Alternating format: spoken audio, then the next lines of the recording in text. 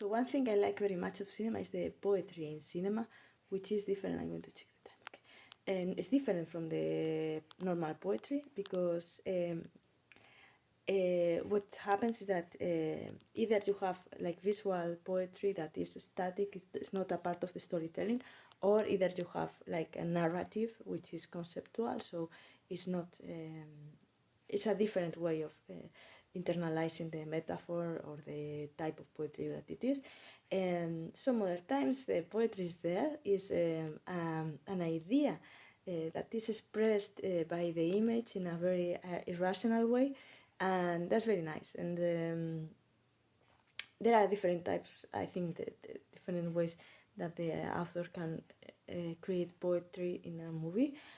But okay, one of the things that you can do that is very evident is use special effects to create an environment that cannot be decoded as something that is happening in the reality. So you have to understand, like interpret what is going on yourself. And I'm going to put an example.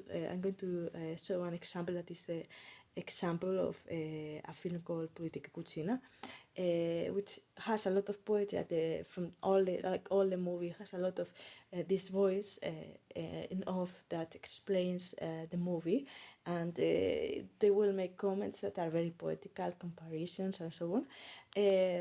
But at the digamos at the end of the film, you have this metaphor that is totally not verbalized, not rational, and you have to interpret it because it's evident that it's not a part of the reality. So this kind of shock, of poetic shock that you can experience when you're watching a movie, I think it is very good. And the thing that you can enclose it into a storytelling situation, and it is very, very, very good.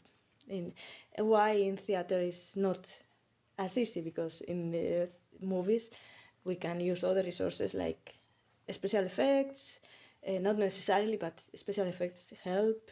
You can focus more on objects, as we have mentioned before, so it is easier. So yeah, basically I think in theater you can do it as well, but it's much more easier in cinema.